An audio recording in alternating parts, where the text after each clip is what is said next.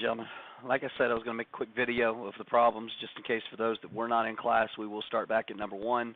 For those that were in class, just fast forward, get to the problem where we were last at. Okay? All right, so as I said in class, our tests were not where we need them to be at, so this is an opportunity for you to earn points back. Do not waste this chance, please. All right, so question number 1. Gloria says the two expressions, 1/4 times 12x plus 24 minus 9x, and a negative 6x plus 1 are equivalent. Is she correct? Explain how you know.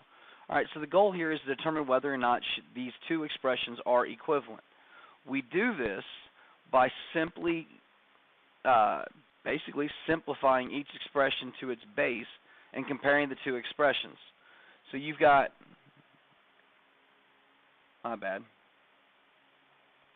So you've got 1/4 times 12x plus 24 minus 9x. It should equal a negative 6 times x plus 1. That's what it should be.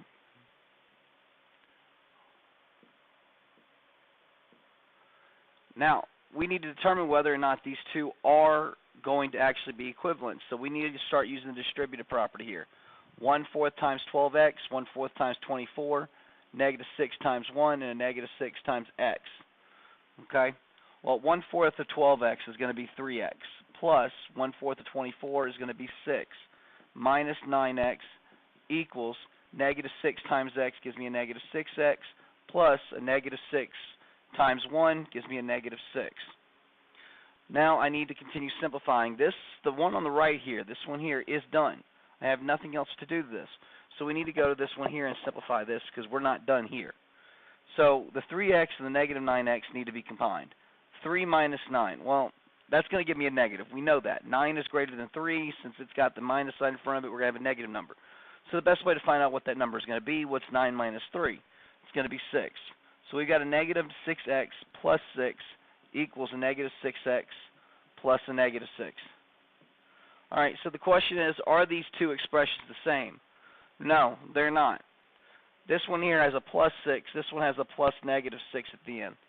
The constants are different. Since the constants are different, these expressions are not equivalent.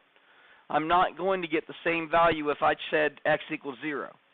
Because if x equals 0, negative 6 times 0 gives me 0 plus 6 is 6. Negative 6 times 0 is 0 plus negative 6 is a negative 6. Does 6 equal a negative 6? No, it does not.